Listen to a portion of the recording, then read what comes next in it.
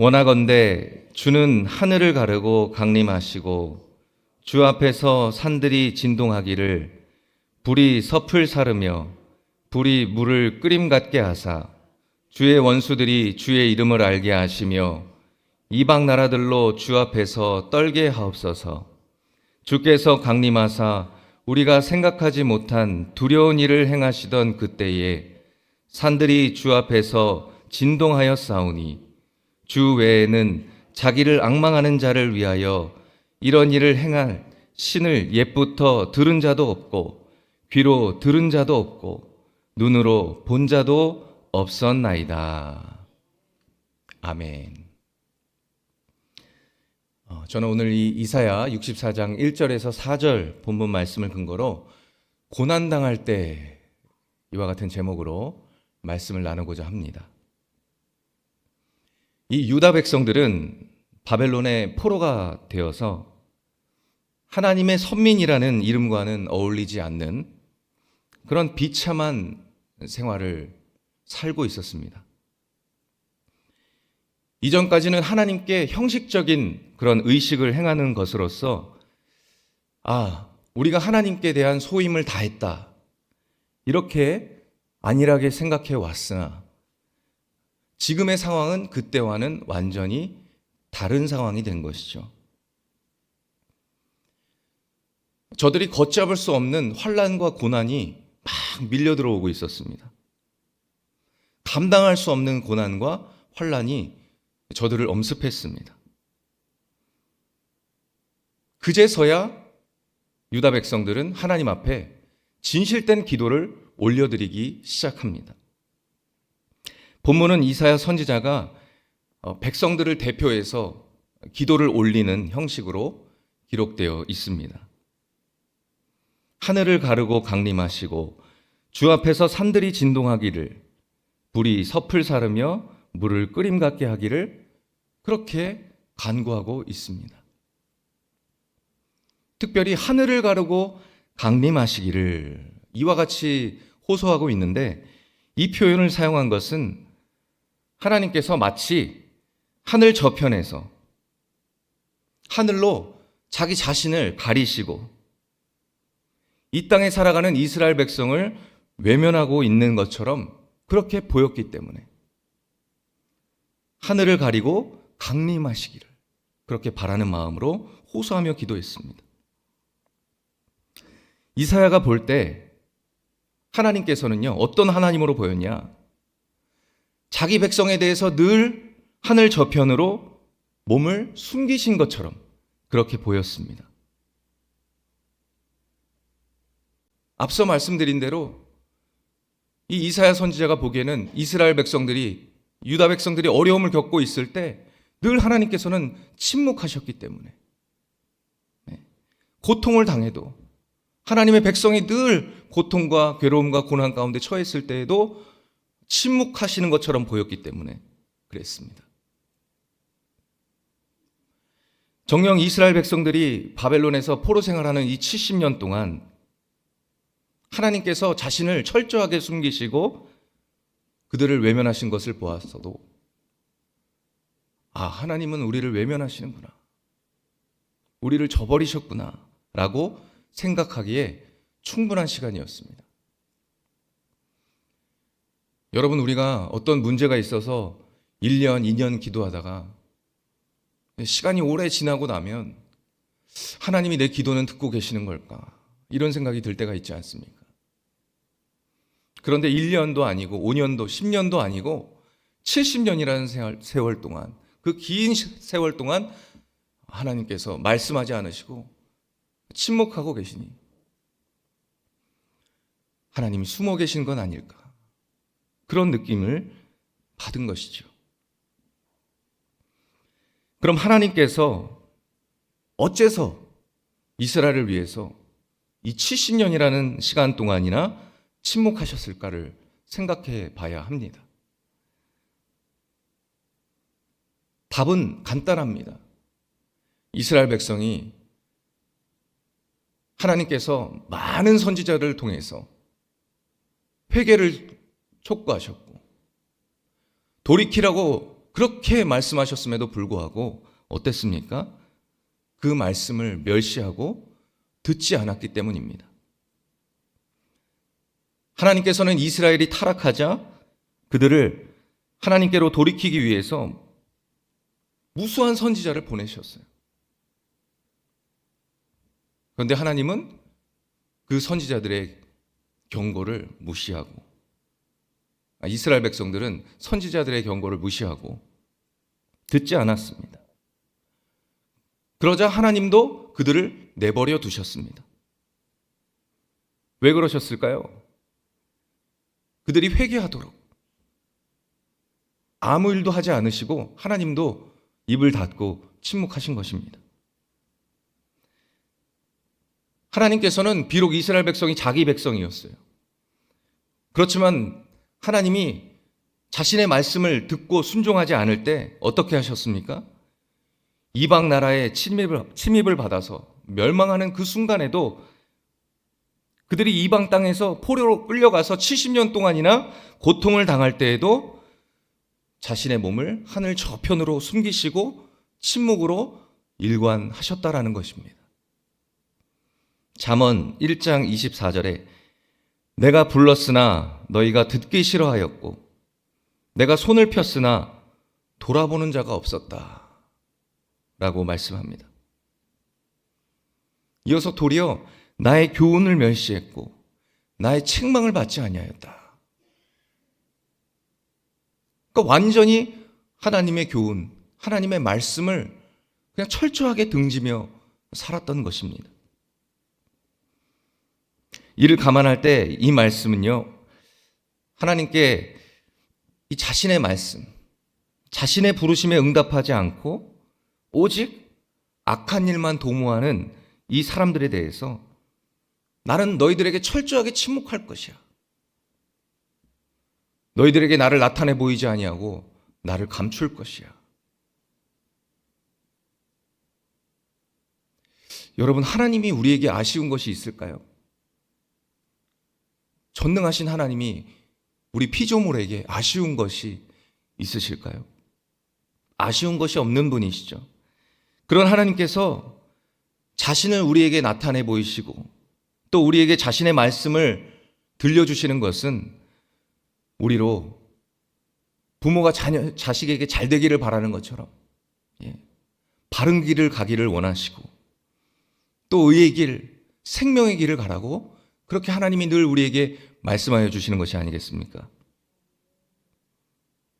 그런데 이 뜻을 깨닫지 못하고 스스로 매일 어그러진 길을 택하면서 파멸과 심판의 길을 걷는다면 하나님 입장에서도 하나님이 뭐가 아쉬워서 그들에게 계속 말씀하시겠습니까?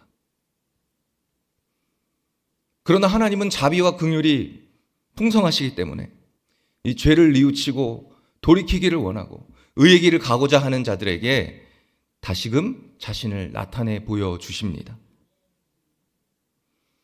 그런데요, 여러분, 회개도 없고 돌이킬 마음도 없고 무작정 자기가 고난 중에 도움만 구한다면 그런 분에게는 하나님은 철저히 숨어 계신다라는 것입니다.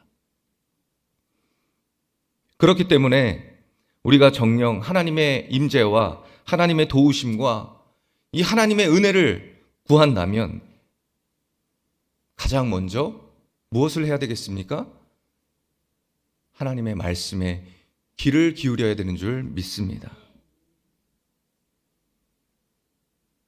뿐만 아니라 그분의 부르심과 인도하심에 늘 아멘으로 순종하고 하나님의 말씀은 완전하셔. 하나님은 실수가 없으셔. 하나님을 인정하고 순종하며 하나님의 인도하심을 따르는 자세를 취하는 저희들이 되어야 될 줄 믿습니다.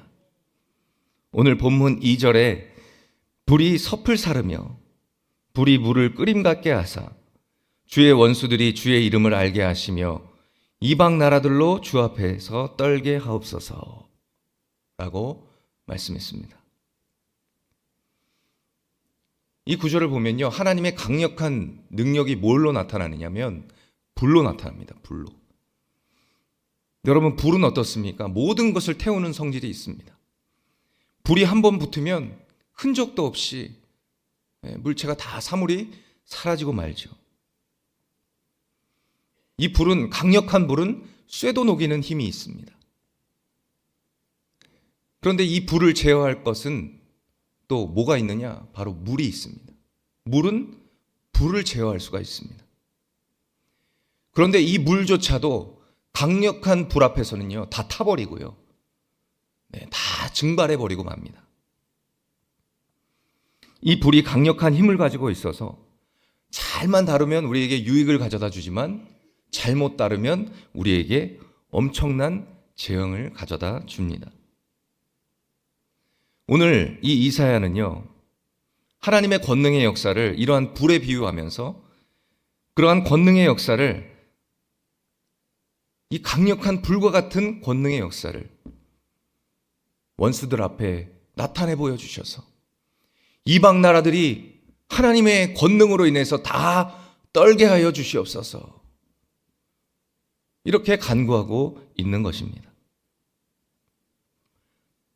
여러분, 이스라엘은요, 하나님과 바른 관계를 유지하고 있을 때만 해도 어땠냐? 감히 이방 나라들이 이 이스라엘을 대적할 수가 없었습니다. 쉽게 생각할 수가 없었어요. 이스라엘 자체가 강하기 때문에 그런 것이 아닙니다. 이스라엘은 세계 어떤 나라들 중에서도요, 지극히 작은 나라에 불과합니다. 그래서 그들의 힘만으로는 아수르나 바벨론 같은 이런 강대국을 상대할 방법이 없었습니다. 그런데 하나님과 바른 관계만 맺고 있으면 어땠습니까? 어떤 강대국도 이스라엘을 넘볼 수가 없었습니다. 강한 나라가 됐습니다. 이스라엘이 하나님과 바른 관계에 있을 때 그들 가운데 불과 같이 강력한 능력을 가지신 하나님이 저들과 함께 하셨기 때문에 이스라엘이 강한 나라가 된 것입니다. 이스라엘은 약하지만 하나님과 같이 불같이 강력한 권능을 가진 분이 함께 하시기에 이스라엘 가운데 계실 때 그 이방 나라는 아무리 강력한 나라라 해도 이스라엘을 대적할 때마다 마치 불의 나무가 다 타버리듯이 그렇게 망할 수밖에 없었던 것입니다. 여러분, 성경에서 많은 믿음의 사람들, 하나님과 온전하게 관계를 맺고 그 관계를 목숨처럼 지켜나갔던 사람들은 하나님의 권능과 그분의 보호하심을 체험하며 살았습니다. 하나님은 권능을 가지신 분이십니다. 하나님은 불같이 강한 능력을 가지신 분이시고 하나님과 바른 관계에 있어서 하나님과 늘 가까이 하려 할 때, 하나님과 늘 가까이 교통교제하려 할 때, 하나님을 의지할 때 하나님은 자신의 권능을 나에게 덧입혀 주시는 그런 은혜를 우리가 경험하게 되는 것입니다. 여러분, 고난당할 때만 아니라 늘 하나님과 함께 하시기 바랍니다. 내가 문제가 있어서만이 아니라 늘 하나님과 함께 하시기를 간절히 소망합니다. 하나님과 함께 하면 하나님은 여러분과 함께 하십니다. 하나님의 권능으로 여러분을 지켜주시고 여러분에게 은혜를 베풀어 주시는 줄 믿으시기 바랍니다. 누가 이스라엘 자손의 그 앞길을 가로막는 홍해가 쫙 갈라지고요, 마른 땅처럼 돼서 그 길을 이스라엘 백성들이 걷게 될 것이라고 누구 하나 상상하거나 생각해 본 사람이 있었을까요? 도대체 누가 그 척박하고 아무것도 없는 그 광야에서 4일도 아니고 40일도 아니고 40년 동안 만나와 메추라기로 그렇게 먹을 것을 공급하시고 낮에는 구름 기둥, 밤에는 불 기둥으로 그렇게 하나님이 백성들을 인도하실 것이라고 누구 한 명 상상한 사람이 있었을까요? 아무도 그런 생각은, 또 꿈에도 그런 생각은 해본 적이 없었을 것입니다. 그러나 여러분, 하나님은요, 하나님과 올바른 관계를 맺을 때 상상할 수 없는 은혜로 저와 여러분을 인도하시는 하나님이 됨을 믿으시기 바랍니다. 단지 그냥 출애굽과 가나안 입성, 그 당시에만 일하신 것이 아니라 그 이후에도 하나님을 신뢰하고 하나님을 의지하는 백성들에게, 하나님을 가까이 하는 백성들에게 하나님은 늘 상상할 수 없는 놀라운 일들을 행하셨습니다. 말씀을 마무리합니다. 사랑하는 여러분, 이와 같이 상상할 수 없는 하나님의 은혜를 사모하십니까? 그렇다면 먼저 이 시간 나는 하나님과 올바른 관계를 맺고 있는가 돌아봐야 됩니다. 또 하나님께서 미워하시고 하나님께서 싫어하시는 것들을 멀리해야 됩니다. 끊어내야 됩니다. 죄를 멀리하고 하나님의 말씀에는 철저히 순종해 나가야 합니다. 오늘 이 말씀에 비추어서 나를 돌이켜봤으면 좋겠습니다. 나는 고난당할 때만 하나님을 찾고 있지는 않는가?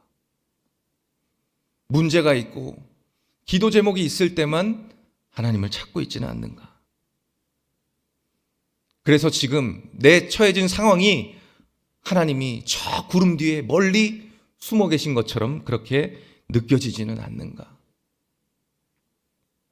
하나님, 고난당할 때뿐만이 아니라 늘 하나님 말씀에 순종하며 살겠습니다. 하나님을 가까이 하며 살겠습니다. 오늘 기도할 때 그렇게 결단하시고 행함으로 하나님을 기쁘시게 해서 고난 중에만 아니라 늘 매일의 삶 속에 하나님을 가장 가까이 모셔드리는 저와 여러분이 되시기를 예수님의 이름으로 소망합니다. 기도하겠습니다. 사랑이 많으신 하나님 아버지, 이 시간 나는 하나님과 진정으로 바른 관계를 맺고 있는지 돌이켜보기를 원합니다. 하나님, 저희들 고난 중에 문제가 있고 또 필요한 것이 있을 때마다 어린아이들처럼 떼쓰는 모습으로 하나님 앞에 매번 달라는 기도만 드렸습니다. 하나님, 부족했습니다. 부족했습니다. 너무나 부족했습니다. 이 시간 저희들 용서하여 주시고 늘 하나님 말씀에 귀를 기울이게 도와주시고 세미하게 울려 퍼지는 그 하나님의 음성에 민감하게 반응하게 도와주셔서 하나님 늘 하나님의 말씀대로 살아가는 저희 모두가 되게 하여 주시옵소서. 이 시간 가지고 나온 기도 제목들이 있습니다.